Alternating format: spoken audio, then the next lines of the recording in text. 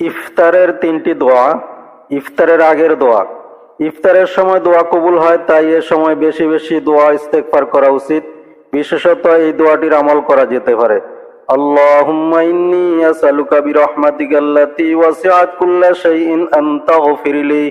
অর্থ, হে আল্লাহ, আমি আপনার দয়া ও অনুগ্রহ প্রার্থনা করছি যা সবকিছুর উপর পরিব্যাপ্ত, যেন আপনি আমাকে ক্ষমা করেন। ইফতার গ্রহণের সময় দোয়া। আল্লাহুম্মা লাকা সুমতু আলা রিজকিকা আফতারতু। অর্থ, হে আল্লাহ, আমি তোমার জন্যই রোজা রেখেছিলাম এবং তোমার রিজিক দ্বারা ইফতার করলাম। ইফতারের পরের দোয়া। যাহাবা যামা ওয়া বাতাল্লাতিল উরুক ওয়া সাবাতাল আজরু ইনশাআল্লাহ। অর্থ, পিপাসা দূর হলো, শিরা উপশিরা সতেজ হলো, আর আল্লাহ তাআলার ইচ্ছায় রোজার সওয়াব লিপিবদ্ধ হলো। হাদিস শরীফে বর্ণিত আছে, ইফতারের পর নবীজি সাল্লাল্লাহু আলাইহি সাল্লাম এই দোয়া পড়তেন। ইফতারের তিনটি দোয়া। ইফতারের আগের দোয়া।